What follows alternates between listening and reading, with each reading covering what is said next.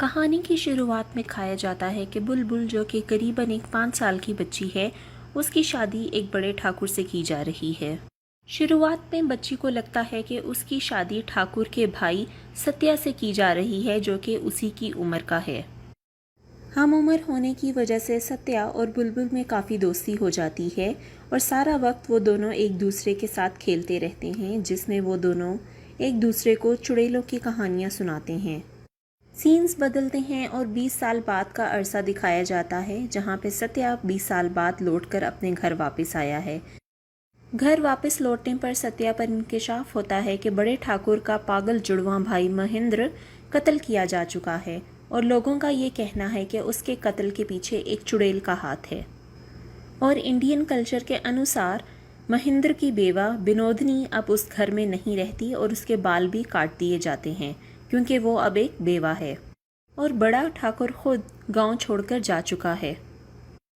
सत्या विनोदनी को घर वापस ले आता है और अपने भाई महेंद्र के कत्ल की खोज में लग जाता है। इस खोज के लिए वो अपने साथ कुछ लोगों को लेकर जंगल की ओर रवाना होता है, ताकि उस चुड़ैल को पकड़कर मार सके। इसकी खोज के दौरान एक शख्स मारा जाता है और उस कत्ल को देखकर सत्या ये नतीजा अखज़ करता है कि इसमें किसी चुड़ैल नहीं बल्कि इंसान का हाथ है। सत्या को ये बात भी वापस आने पर काफ़ी खटकती है कि सुदीप, जो कि गांव का एक डॉक्टर है, रोज़ाना उसके घर बुलबुल के पैरों की जांच करने आता है और उसे ये बात काफ़ी नागवार गुजरती है कि वो रोज़ाना बुलबुल के पैरों को क्यों देखने आता है। उस शख्स के मरने पर सत्या को बुलबुल से पता चलता है कि वो शख्स काफ़ी जालिम था और अपनी बीवी पर बहुत जुल्म करता था और बुलबुल को उसकी मौत पर ज़रा भी अफसोस नहीं होता। सत्या बुलबुल को समझाने की कोशिश करता है कि वो बड़े ठाकुर से माफ़ी मांग ले, क्योंकि यकीनन गलती बुलबुल की ही होगी, जिसकी वजह से बड़ा ठाकुर नाराज़ होकर घर छोड़ के गया है। और वो उसको समझाता है कि सुदीप का रोज़ाना उनके घर आना किसी भी हस्बैंड को गवारा नहीं गुजरेगा, इसलिए बुलबुल को चाहिए कि वो अपने शोहर को मनाए और सुदीप के साथ अपना ताल्लुक़ ख़त्म करे।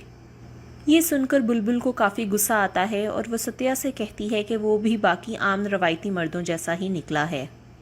कहानी फ्लैशबैक में चली जाती है, जिसमें ये दिखाया जाता है कि विनोदनी इंद्रनील को बुलबुल के खिलाफ भड़काती है, क्योंकि विनोदनी खुद इंद्रनील यानी कि बड़े ठाकुर को पसंद करती है।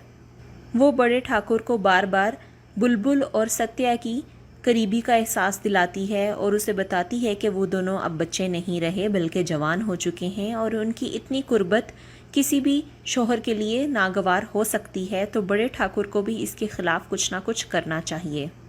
विनोदनी की बातों में आके बड़ा ठाकुर सत्या को लंदन पढ़ाई के लिए भेज देता है और सज़ा के तौर पर वो बुलबुल को काफ़ी मारता है, यहाँ तक कि उसके पाँव टूट जाते हैं।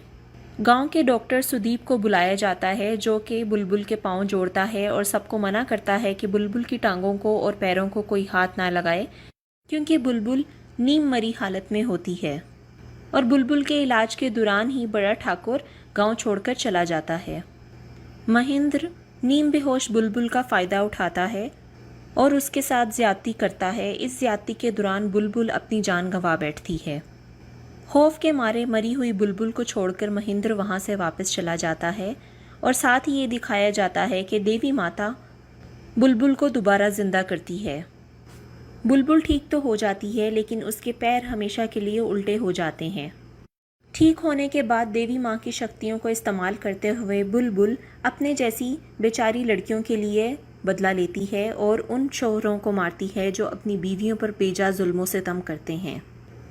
कहानी वापस प्रेजेंट में आती है और सत्या को सुदीप पर शक है कि वो लोगों को कत्ल करता है।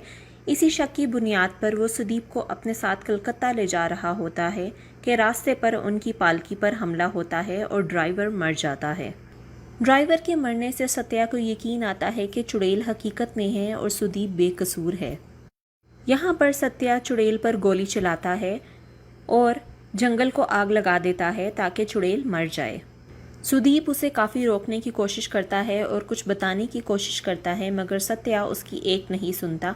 आखिर तंग आकर सुदीप जब चुड़ैल की तलाश में निकलता है और उसको आवाज़ें देता है, तो उसकी आवाज़ देने से सत्या को मालूम पड़ता है कि चुड़ैल हकीकत में बुलबुल है। इस हकीकत का पता चलने के बाद सत्या को खुद पर काफ़ी अफसोस होता है और वो भी हवेली छोड़कर चला जाता है।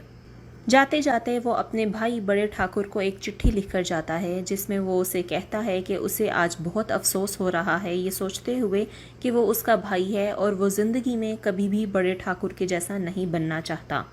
और वो ये हवेली भी इसी खौफ से छोड़कर जा रहा है क्योंकि यहाँ पे रहते हुए वो बड़े ठाकुर जैसा बन जाएगा।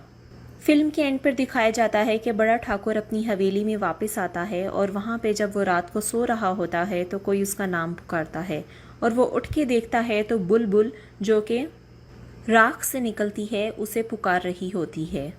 इसके साथ ही फिल्म एंड हो जाती है।